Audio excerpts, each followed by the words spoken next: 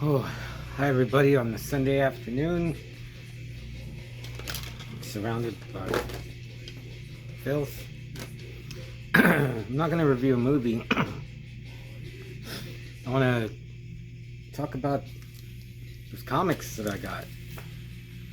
Specifically the new Wolverine issue 1.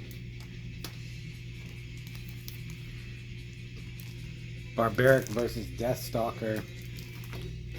And this, and someone was talking about this, how like they do these covers, these Stormbreakers,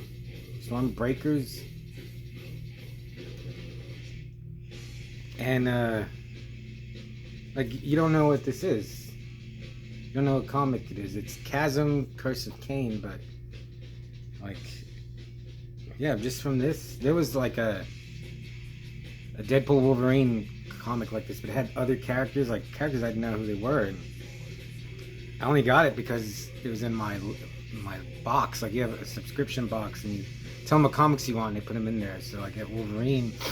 But if I had seen it on the stands, I wouldn't have known what it was, so I hope they stop doing this soon. So you have to look anyway. And let me crack open a tall cold one.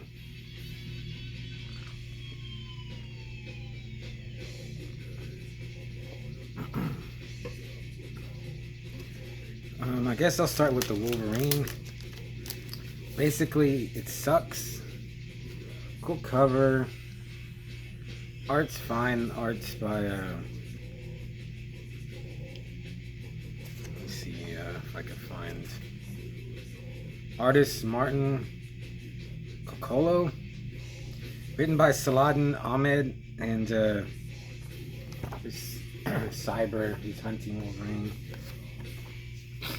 So Wolverine is living in the Northwest Territories of Canada, and he's joined a wolf pack, and he's completely naked.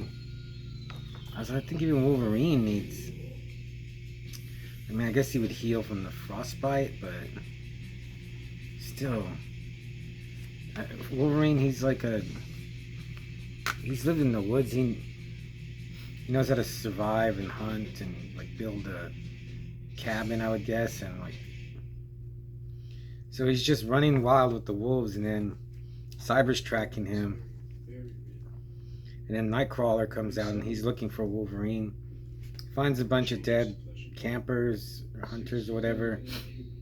Then Wolverine attacks him, like he's kind of gone feral, I guess, so he doesn't recognize him at first, but when he does, you know, he's, oh, I'm sorry, Kurt.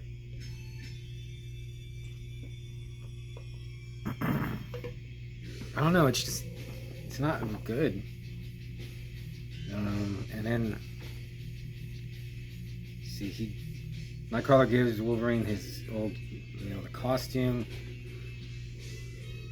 And then another group of campers. Oh no, let me go back. Yeah, it's a bunch of like hunters, and then Cyber attacks more campers. He wings Nightcrawler.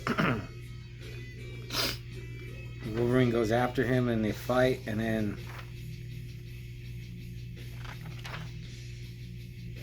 Cyber just says, oh, you better go check on your buddy, you forgot about him. And Wolverine's like, oh yeah, I gotta go check on Nightcrawler. And then there's this doctor that was helping Nightcrawler, and Wolverine tells her thanks for sticking with him, and she's like, I'm a effing doctor, I took an effing oath. Anyway, I've done all I can for him, try not to let him die, huh? And then I guess Cyber gets attacked by the Wendigo. It's just really bad. I feel bad saying that because it seems like this Saladin Ahmed, he really likes Wolverine, but it's just so basic, and it just, I mean, I remember like Wolverine's first solo series with it was Claremont writing and Buscema art. And then even like in 2004, the one that Greg Rucka did. That one was good. This last one was okay. Yeah, I don't know. They just don't seem to care. I don't know. It seems like they don't care who's writing it. Just get some ethnic person on there to write and to draw it, and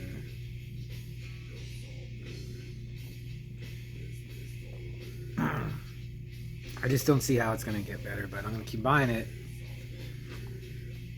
And then the Chasm of Cain. This was good. See, written by Steve Fox and art by Andrea Ricardo. Art's decent. It's got Kane and Ben Reilly. Ben Reilly's Chasm now. I really like his costume. And I want to find out what's going to happen. So I think I said this in the last video that it's just cool that Kane and Ben Reilly are still around, and I think I still care about them, and they're evolved into something, and they're doing this now, so I want to see where that goes. And the last of the comics, Barbaric versus Deathstalker. This is great. It was funny. Written by Tim Seeley. Well, there's Tim Seeley and Michael Morecci. Artist Nathan Gooden. And now, like, I feel bad that I got rid of my Barbaric comics. And I'm really with that 3-issue Deathstalker series, and now this and Deathstalker. I really like him. It's better than the movies. And yeah, it's mostly funny and kind of vulgar, but it's more fun than way better than the Wolverine. Like, Tim Seeley should write Wolverine. But yeah, I'm just really disappointed in that Wolverine, man.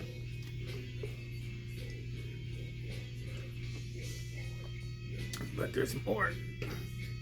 So I went to a thrift store looking for some tapes, and I found some good stuff, man. For one, I found Outlaw Justice with Chris Christopherson, Willie Nelson, Travis Tritt, and Waylon Jennings. And I actually thought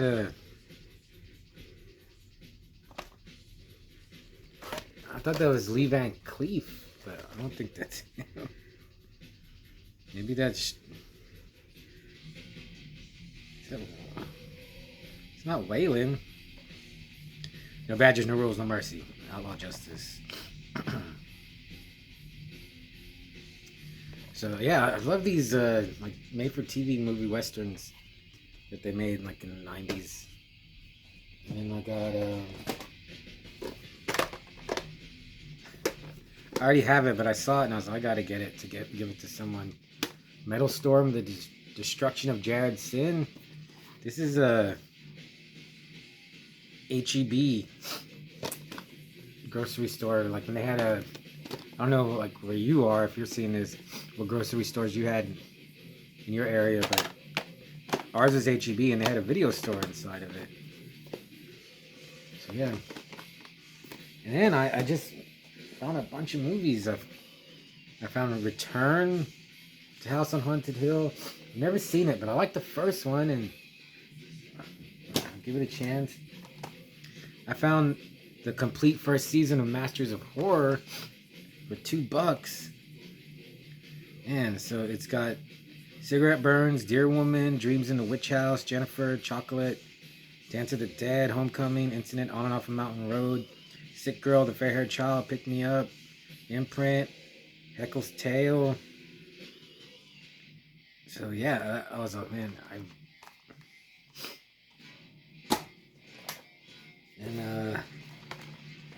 found Hostel Part 3. I got this because it's directed by Scott Spiegel, who did like From Dusk Till Dawn Part 2. I don't know if he did Part 3. I'm not sure. And he's worked with Sam Raimi. I know a lot of people don't like his style, but I like From Dusk Till Dawn Part 2. Texas Blood Money. So Hostel 3. And I do not like the Hostel movies. Wrong Turn 4. Bloody Beginnings. The Howling 5 and 6. I don't think I've ever seen 6. It's with like the traveling carnival. Yeah, so man, I've never seen it. I've always wanted to.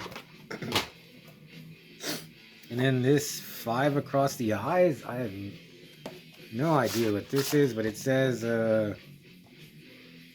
on the back roads of Tennessee, there is an isolated area the locals call the Eyes. For 5 teenagers, girls on their way home from a high school football game, a foolish detour and a hit-and-run accident will soon lead to a night of degradation, torment, and raw brutality unmatched in a low-budget modern horror.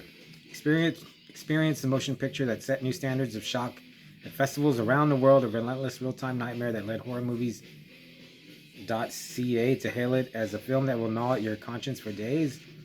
A remarkable debut feature film from a filmmaking team that you'll be bragging about years from now. The fear is real, the carnage is extreme. This is 5 Across the Eyes.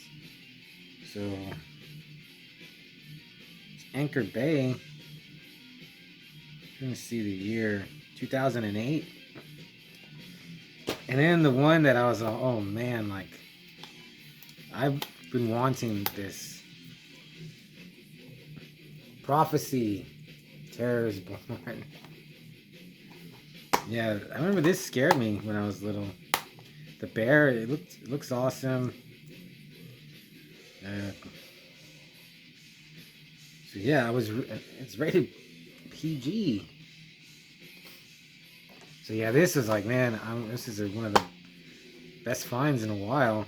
You know, I mean, it's on streaming places, but I want the hard copy, man.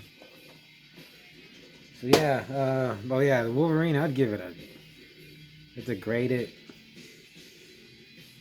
2 out of 5. The Chasm, Curse of Cain, I'd give that a solid 3, and Barbaric versus Deathstalker 4. Good old 4. Yeah, just wanted to.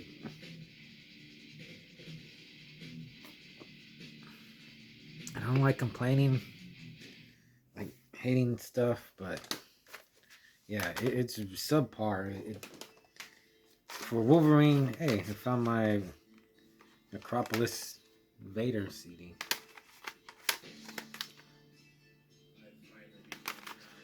Yeah, Wolverine's a great character. They should put more time and effort into anything they do of him, but fools like me still buy it.